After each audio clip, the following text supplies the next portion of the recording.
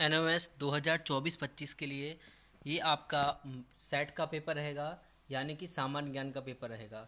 इस पेपर की हम बात करते हैं तो आपका टोटल 90 मिनट का आपको इसमें समय मिलेगा और 90 क्वेश्चन आपको हल करने पड़ेंगे, यानी कि 90 क्वेश्चंस के आपको आंसर देने हैं और सभी के सभी क्वेश्चंस के आंसर आपको OMR शीट पर भरने पड़ेंगे।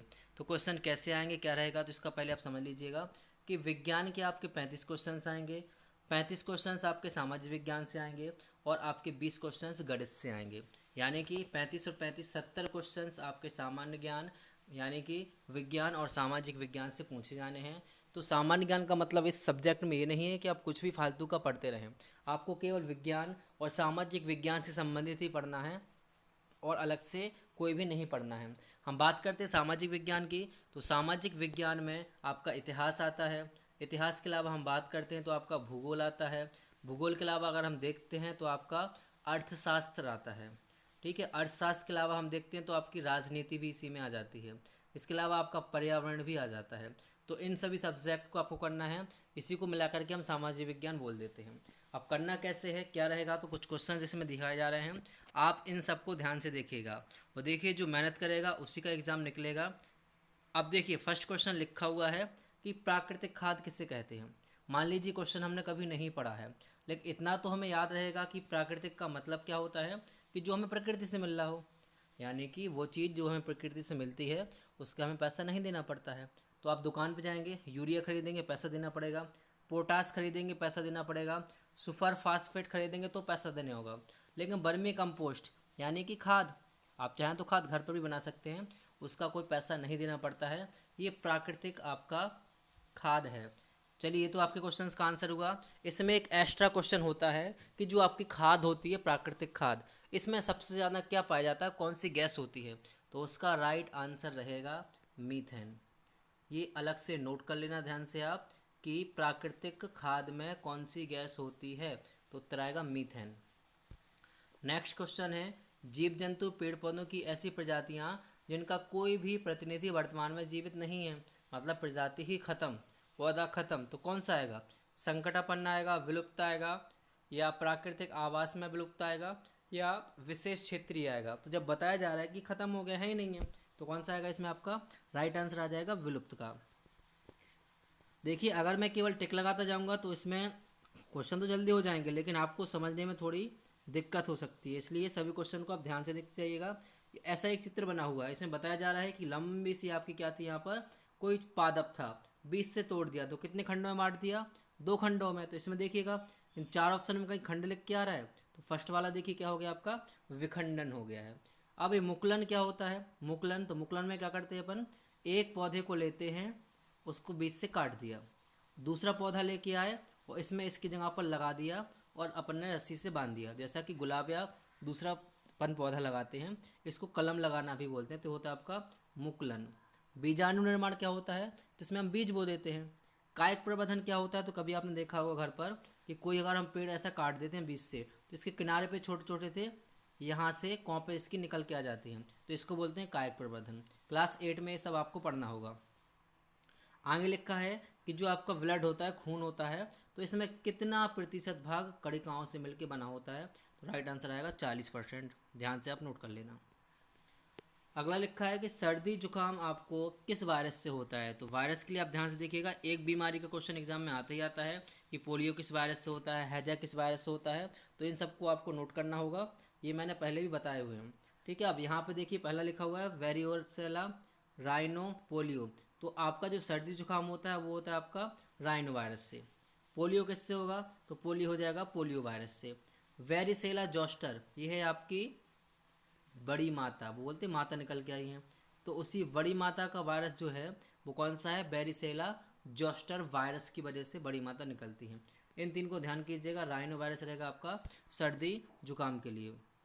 नेक्स्ट हम देखते हैं कि पादपों में जल का परिवहन होता है, मतलब पेड़ पौधों में पानी के लिए कौन सी पाइपलाइन रहेगी। देखिएगा कोई भी पेड़ रहेगा तो उसमें 2 तरीके के पाइपलाइन होती है, एक होती है खाना भेजने के लिए, एक होती है पानी के लिए। तो खाना के लिए जो होती है उसको बोलते हैं अपन फिलोएम, खाने को इंग्लिश में क्या बोलते हैं अपन, फूड, फूड में आएगा फा, तो फास हो जाएगा फिलोएम।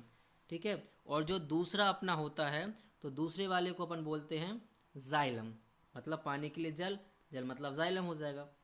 नेक्स्ट लिखा हुआ है बाकी रंध्र से क्या करते हैं, तो ऑक्सीजन अंदर या बाहर जाती है और पौधे की पत्ती में पेड़ पौधों का खाना बनता है। अब ये पूछा जा रहा है कि बताओ 5 जून को कौन सा दिवस मनाते हैं, तो सभी जानते हैं कि 5 जून को विश्व पर्यावरण दिवस मनाया जाता है। ठीक है, नेक्स्ट क्वेश्चन देखिएगा, स्कर्वी रोग किस विटामिन की कमी से होता है, तो विटामिन ए की कमी से रतौंधी रोग होगा, विटामिन बी की कमी से वेरी वेरी रोग थायमिन रोग आपका वेरी वेरी रोग होगा, विटामिन सी की वजह से स्कर्वी रोग होगा और विटामिन डी की वजह से हड्डियों की बीमारी यानी कि हड्डियों से संबंधित रोग होते हैं। तो इसका राइट आंसर आएगा ऑप्शन नंबर 3। इसके बाद लिखा हुआ है कि किस अंग के भीतरी स्तर पर रसांकुर पाए जाते हैं, तो ये सभी जानते हैं दीर्घ वाला क्वेश्चन है और छोटी आंत इसका राइट आंसर हो जाएगा। आप इनको ध्यान से कर लीजिएगा, ये आपके एग्जाम के ही क्वेश्चंस हैं। इसी प्रकार के और भी क्वेश्चन आपको देखने के लिए मिलेंगे। कुछ क्वेश्चन ऐसे भी होंगे कि जो आप पहली बार सुन रहे होंगे, तो उनको ध्यान से कर लीजिए। अब इस क्वेश्चन में लिखा हुआ है निम्नलिखित में से कौन सा हार्मोन हमारे रुधिर में कैल्शियम के स्तर को नियंत्रित करता है। कैल्शियम के लिए तो आपका आंसर हो जाएगा पैराथायराइड हार्मोन्स। इसके अदर ऑप्शन है नेक्स्ट पेज पर ही रहेंगे आपके। अब पूछा जा रहा है कि मेढक है, तो मेढक के हृदय में कितने भाग होते हैं, तो हृदय से ये क्वेश्चन पूछा जाता है। या तो मेढक का हृदय आता है, या छिपकली का आता है, या मनुष्य का हृदय पूछा जाता है। तो आपको ध्यान से करना होगा। ठीक है, मेंढक के हृदय में 2 आलिंद होते हैं और एक निलय होता है, मतलब 2 पाइप खून आने के लिए और 1 पाइप खून जाने के लिए लगा होता है। मनुष्य के हृदय में 2 आलिंद होते हैं और 2 निलय होते हैं। नेक्स्ट क्वेश्चन है, ये सबसे ज़्यादा पूछा जाता है ये क्वेश्चन, कि मछलियों में पानी में तैरने या गति करने के लिए कौन सा अंग सहायता करता है। तो इसका राइट आंसर आएगा, इसका आपका जो राइट आंसर रहेगा वो रहेगा आपका सल्क। ठीक है, और फिर दूसरा क्वेश्चन पूछा जाता है कि मछलियाँ सांस कैसे लेती हैं पानी में, तो गलफड़े की सहायता से। नेक्स्ट क्वेश्चन है कि जोंक किस प्रकार से श्वसन करता है, तो आंसर आएगा त्वचा से जोंक मतलब सांस लेता है। सांस लेने के लिए उसके कोई नाक या मुंह नहीं होता है। सेम कछुए का पूछा जाता है, सॉरी कछुआ नहीं, आपका कैचुए का, तो कैचुए में भी आपका क्या आएगा, त्वचा आ जाएगा। अगला क्वेश्चन लिखा हुआ है आपका कि निम्न में से बक्षीय कंकाल का भाग कौन सा है, तो बक्ष किसको बोलते हैं अपन, तो अपना जो सीना होता है चेस्ट, उसको अपन बक्ष बोलते हैं। तो इसमें आपको बताना है कि बक्ष का कौन सा रहेगा, तो खोपड़ी आपके सर के ऊपर होगी, फीमर आपके पाँव की हड्डी है, श्रोणी मेघला आपकी पीछे वाली हड्डी होगी, तो पसली आप जानते हैं कि पसली कहाँ पर होती है, हमारे बक्ष स्थल मतलब चेस्ट पर होती है। तो कुछ क्वेश्चंस के आंसर आपको पढ़कर अपने कॉमन सेंस से देना है। ठीक है, नेक्स्ट देखिएगा कि जंगल में कोई सड़े गले जीव जंतु हैं, तो उनको खाएगा कौन, सड़े हैं और गले हैं, तो क्या कोई जानवर सड़ी वस्तुओं को खाएगा, तो ना तो सूअर खाएगा, ना सियार खाएगा, ना भेड़िया खाएगा, बचा कौन, है ना। नेक्स्ट देखिएगा, वायु किसका उदाहरण है, वायु लवण का है, क्षार का है, अम्ल का है कि मिश्रण का है, तो सभी जानते हैं वायु एक मिश्रण है। ठीक है, अब लिखा हुआ है अगले क्वेश्चन में कि कोई एक ठोस पदार्थ है, इसको हम गर्म करते हैं तो किस में बदल जाएगा, भाप में, और जो भाप रहेगी उसे हम ठंडा करते हैं तो किस में आ जाएगा, ठोस में। तो इस अभिक्रिया को क्या बोलते हैं, तो ये अभिक्रिया आपका रहेगा ऊर्ध्वपातन। ध्यान से करना है, ठोस को सीधा किस में बदल रहा है, वाष्प में, द्रव में नहीं बदल रहा है, तो इसका आंसर आएगा आपका ऊर्ध्वपातन। नेक्स्ट रहेगा कि निम्नलिखित में से अस्थायी परिवर्तन है, मतलब एक ऐसा परिवर्तन जो वापस आ सकता है। अगर हम लोहे पे जंग लगा देंगे तो क्या लोहा हम बिना जंग लगा हुआ वापस कर सकते हैं, तो कुछ उसका अवशेष हट जाएगा। सेकंड लिखा है दूध से दही बनाते हैं, तो क्या दही से दूध बन जाएगा, ये नहीं बनेगा। ठीक है, अपन टायर जला दे रहे हैं तो क्या वापस टायर को प्राप्त कर सकते हैं, बिल्कुल नहीं कर पाएंगे। बर्फ़ को अपन ने पिघला दिया तो क्या बर्फ़ वापस से पिघला हुआ पानी बर्फ़ बन सकता है, हाँ ये पानी वापस मिल सकता है, मतलब ऑप्शन नंबर 4 आपका सही रहेगा। अगला लिखा है कि लवण के जलीय विलयन में विद्युत के खाली स्थान होते हैं, लवण के जलीय विलयन विद्युत के कुचालक होते हैं, सुचालक। सीधा ये पूछा जा रहा है कि अगर हम पानी लेंगे उसमें डाल देंगे नमक, अब उसमें लाइट जाएगी या नहीं जाएगी, तो राइट आंसर आ जाएगा आपका यस, लाइट जाएगी, सुचालक होता है। जितना अधिक पानी खारा होगा उतनी अधिक लाइट जाएगी। आप सभी ने देखा होगा जब छोटे थे तो उस टाइम पर कुछ सेल को अपन क्या करते थे, आपस में जोड़ देते थे। ठीक है, सेल को आपस में जोड़ दिया, ऊपर से ऊपर था, नीचे से नीचे, और एक छोटा वाला बल्ब यहाँ पर जो छोटा सा आता है वो लेकर के इसमें जलाते थे, तो इससे क्या अपनी टॉर्च बनती थी। और इस टॉर्च में अपन जितना ज़्यादा यहाँ पे पानी या फिर नमक डालते थे वो उतनी तेज़ जलती थी। जब इसका जलना कम होता था तो इसमें थोड़ा सा और नमक या पानी मिला देते थे। तो वही क्वेश्चन ही रहेगा ये आपका शौचालय, इसमें राइट आंसर आ जाएगा। नीचे लिखा है कि किस धातु का गलनांक बहुत कम होता है, मतलब ऐसी कौन सी धातु है जो बहुत जल्दी गलने लगती है। ठीक है, तो इसका राइट आंसर आपको बताना है। एफ ई मतलब होगा आपका फेरम मतलब लोहा, ये जर्मेनियम है, ये क्रोमियम है और ये एस एन है। तो राइट आंसर आ जाएगा आपका एस एन। नेक्स्ट क्वेश्चन देखिएगा आपका 21वां क्वेश्चन है कि किस धातु को मिट्टी के तेल में डूब कर रखते हैं। सभी लोग जानते हैं कि सोडियम को मिट्टी के तेल में डूब कर रखते हैं, ऐसे ही क्वेश्चन एग्जाम में आने हैं। अब एक क्वेश्चन ये मैग्नीशियम वाला देख लीजिएगा। मैग्नीशियम क्या होता है, अपने खून में पाया जाता है। तो ये पूछा जाता है ऐसी कौन सी धातु है जो मनुष्य के रक्त में पाई जाती है, तो आंसर आ जाएगा आपका मैग्नीशियम। ठीक है, नेक्स्ट देखिएगा संश्लेषित रेशे का उदाहरण कौन सा है। ऐसा कौन सा रेशा है जो अपन बनाते नहीं हैं, राइट आंसर आएगा रेयॉन। नेक्स्ट रहेगा आपका एक अभिक्रिया है कि CaCO3 को गर्म करते हैं, मतलब चूना को अपन अगर गर्म कर रहे हैं तब अपन को क्या होगा, क्या प्राप्त होगा। चूने को अपन गर्म कर दे रहे हैं, बुझा हुआ चूना है तो चूना सूख जाएगा, कैल्शियम ऑक्साइड। आपका राइट आंसर हो जाएगा इसमें से फर्स्ट वाला CO2 मिलेगी। ठीक है, CaCO2 बिल्कुल सही रहेगा। CaO CO2 दो तो नहीं, ये वाला रॉन्ग हो जाएगा। क्यों, क्योंकि इसमें देखना दो ऑक्सीजन यहाँ पर है, एक ऑक्सीजन यहाँ पर, ऑक्सीजन 3, तो 3 ऊपर वाले में हो जाएंगे, कार्बन 2 हो जाएंगे, सही हो सकता है। CO CO2 O2 नहीं नहीं, ये वाला आपका राइट आंसर है, फर्स्ट वाला ही आपका सही आंसर आएगा। क्यों आएगा, तो देखना इसमें Ca लिखा है तो इसमें Ca है, इसमें CO लिखा है तो आगे CO है। अब O के नीचे 3 लिखा तो 2 A हो गया O और 1 O हो गया, तो 3 O हो गए हैं। राइट आंसर एक आएगा।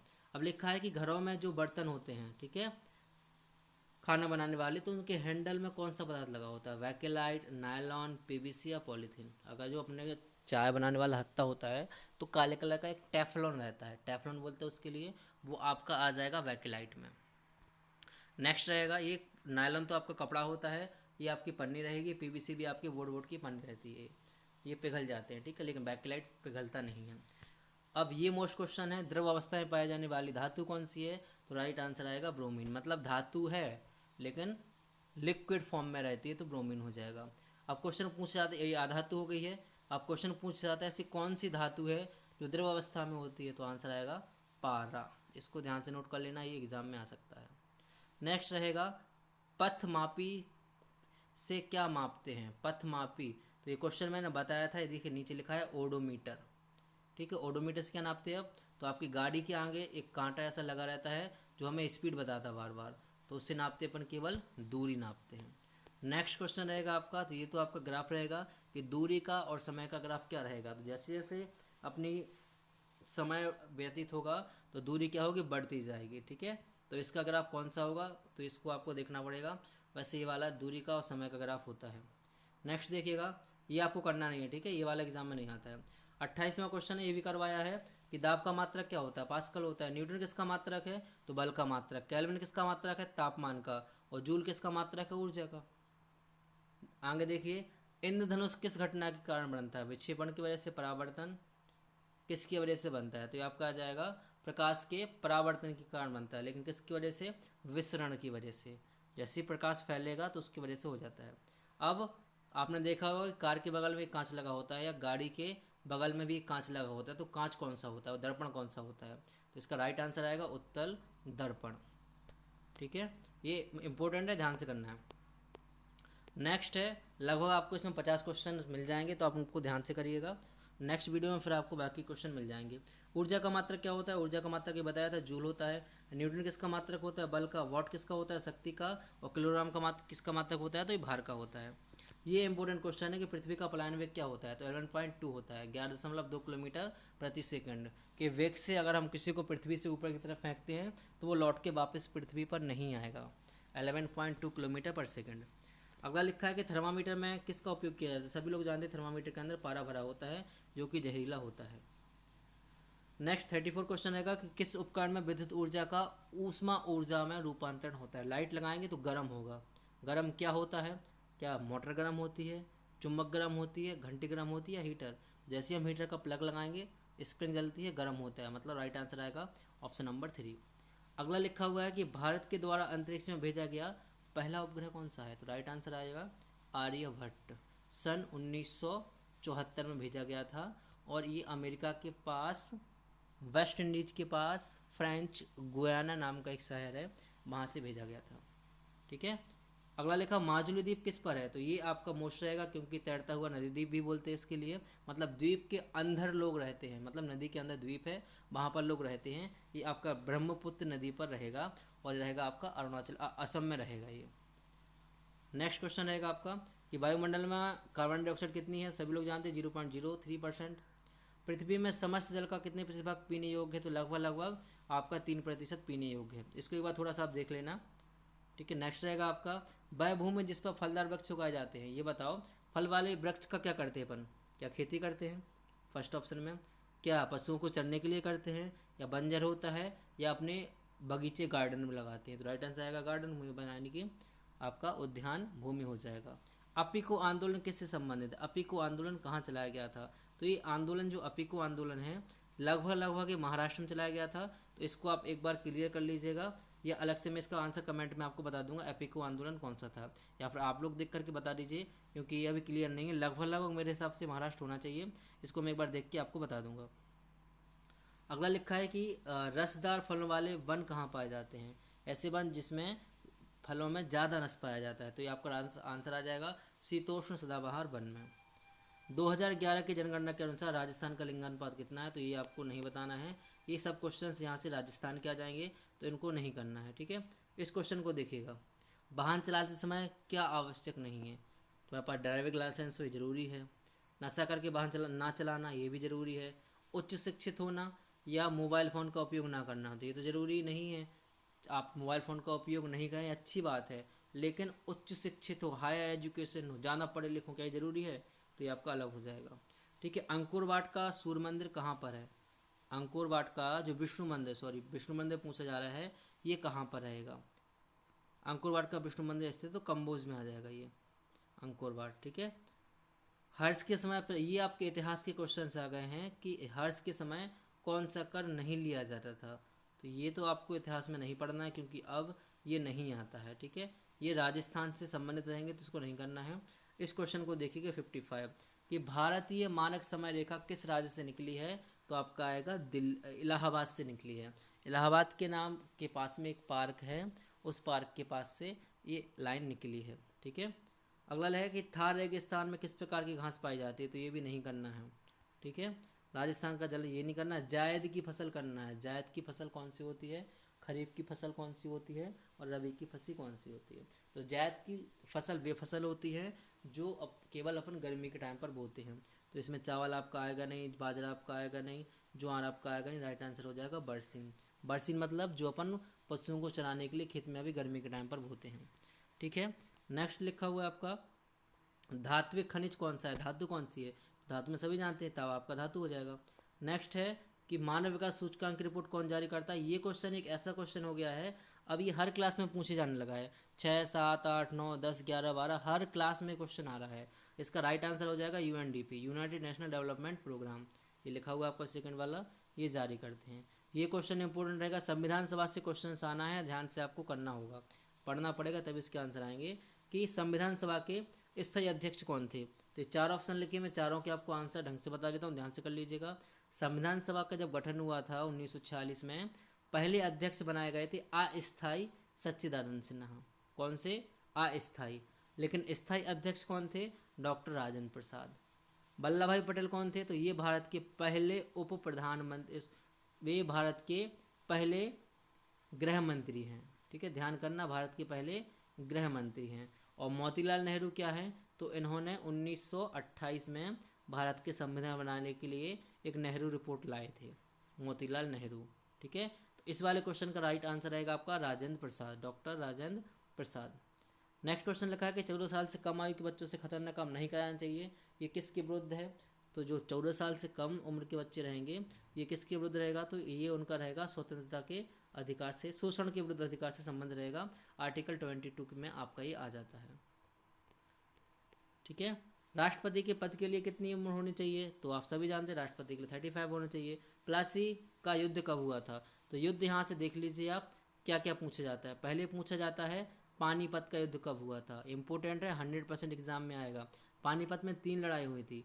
जो पहला युद्ध हुआ था, लिखना क्या है, पानीपत का पहला युद्ध कब हुआ था, बराबर आगे ऐसे लगा के लिख देना है आपको। पानीपत का पहला युद्ध हुआ था आपका 1526 में, ठीक है, 1 मिनट, 1527 में, हाँ 1526 में पानीपत का पहला युद्ध हुआ था बाबर के बीच में और इब्राहिम लोधी के बीच में। फिर नेक्स्ट लाइन में लिखना है कि पानीपत का दूसरा युद्ध कब हुआ था, तब आपको लिखना होगा 1556 में। ये हुआ था और अकबर और हेमचंद विक्रमादित्य के बीच में ये हुआ था, मतलब हेमू के बीच में। इसके बाद पानीपत का तीसरा युद्ध हुआ था 1761 में। ये हुआ था अब्दाली और मराठा शासकों के बीच में। तो ये तीनों युद्ध ध्यान से करना, पहला 1526, दूसरा 1556 और तीसरा 1761। इसके बाद 2 युद्ध और पूछे जाते हैं, प्लासी का युद्ध और एक रहेगा आपका बक्सर का युद्ध। ये बहुत इंपॉर्टेंट रहेगा। तो बक्सर का जो युद्ध हुआ था वो हुआ था आपका 1765 में। हुआ तो 1764 में था, लेकिन ये हुआ था दिसंबर महीने में। तो दिसंबर में मतलब 1764 और 65 दोनों काउंट किए जाते हैं। या तो ऑप्शन में 64 आएगा या 65 आएगा, तो 2 में से कोई एक लगाना। वैसे 100 में से 99% आपका 64 ही आता है, इसमें 65 आया तो आप 65 लगा दीजिएगा। प्लासी का युद्ध की हम बात करते तो आपका 1757 में हुआ था। नेक्स्ट रहेगा कि 1857 की क्रांति के समय भारत की गवर्नर जनरल कौन थे। तो आपने रानी लक्ष्मीबाई का जो देखा होगा, रानी लक्ष्मीबाई का जो सीरियल आपने देखा होगा, उस सीरियल में बार बार लॉर्ड डलहौजी का नाम आता है। लेकिन आपको मैं बता दूं कि लॉर्ड डलहौजी 1856 में भारत से चले गए थे, ठीक है, 1856 में ये चले गए थे। इनके बाद जो गवर्नर आए थे उनका नाम था लॉर्ड कैनिंग।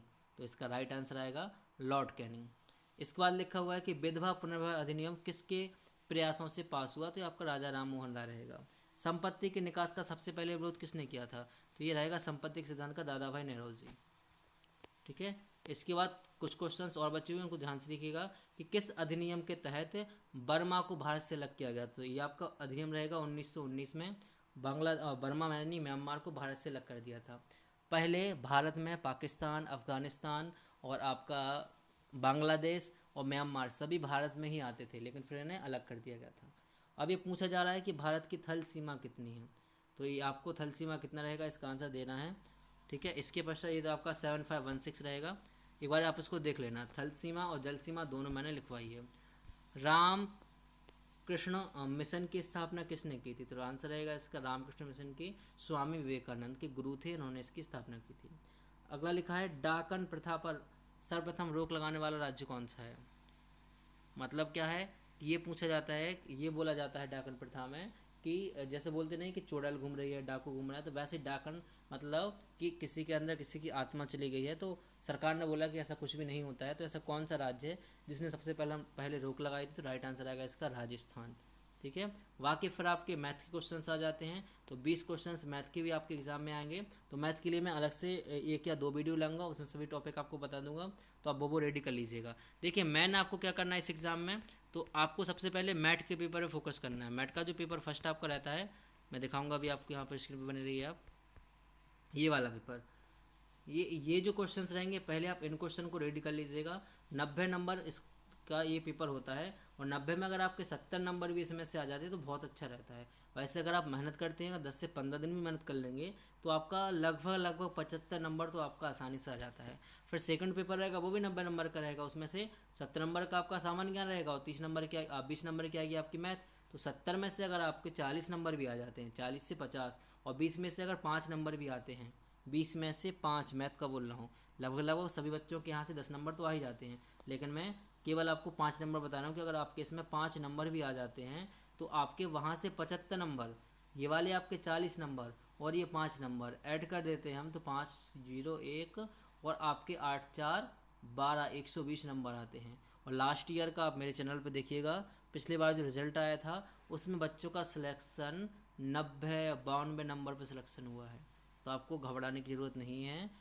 होता क्या है कि सभी लोग फॉर्म डालते हैं लेकिन तैयारी नहीं करते, और कुछ लोग तैयारी करते भी हैं तो उनकी कोचिंग में उस हिसाब से नहीं बताया जाता है जो कि आपके एग्ज़ाम में आना है, ठीक है। तो आप ध्यान से कीजिएगा, और केवल 1 या 2 दिन पढ़ने से आपका एग्ज़ाम क्लियर नहीं होगा, आपको कंटिन्यू मेहनत करनी पड़ेगी, तभी जाके पेपर आपका क्लियर होगा।